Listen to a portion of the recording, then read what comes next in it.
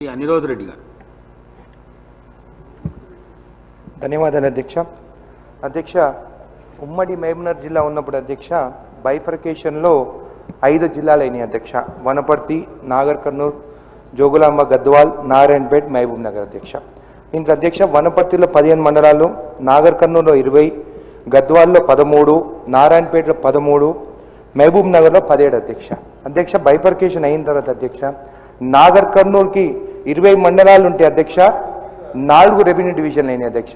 కానీ మహబూబ్ నగర్కి 17 మండలాలు ఉంటే అధ్యక్ష ఒకటే రెవెన్యూ డివిజన్ ఉంది కానీ అధ్యక్ష జడ్చలకి రెవెన్యూ డివిజన్ కావాలని చెప్పి మేము కోరుతున్నాం అధ్యక్ష. ఎందుకంటే మహబూబ్నగర్ జిల్లాకు అధ్యక్ష బైఫర్కేషన్ అయిన తర్వాత దాదాపు జనాభా 10 లక్షల జనాభా ఉంది అధ్యక్ష. 6,43,000 ఎకరాలు రెవెన్యూ ల్యాండ్ ఉంది అధ్యక్ష అని చెప్పి తెలియజేస్తూ అధ్యక్ష ఇది నేషనల్ హైవే 44 అధ్యక్ష, బెంగళూరు హైవే.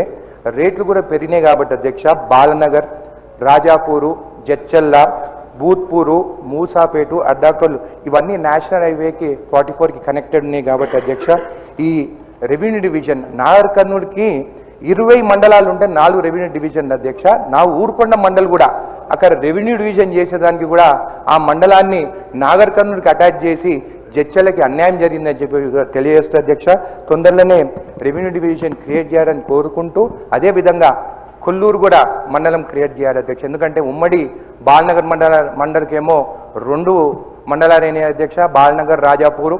మళ్ళీ మిడ్జిల్ మండలంకి ఊరుకొండ మిడ్జిల్ చేసింది కానీ జడ్చల రూరల్ కానీ అక్కడ ఒక మండలం క్రియేట్ చేయాల్సి వస్తుంది అధ్యక్ష.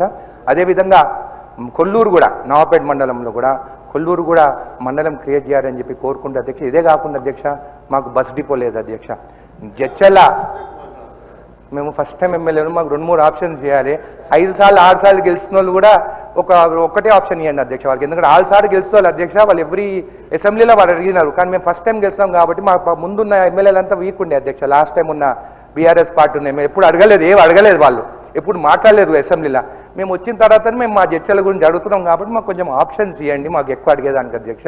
కాబట్టి అధ్యక్ష బస్ డిపో లేదు అధ్యక్ష. కల్వకుర్తిలో బస్ డిపో ఉంది, మహబూబ్నగర్లో బస్ డిపో ఉంది, కానీ నేషనల్ హైవే 2 నేషనల్ హైవే ఉన్నాయి అధ్యక్ష మాకు.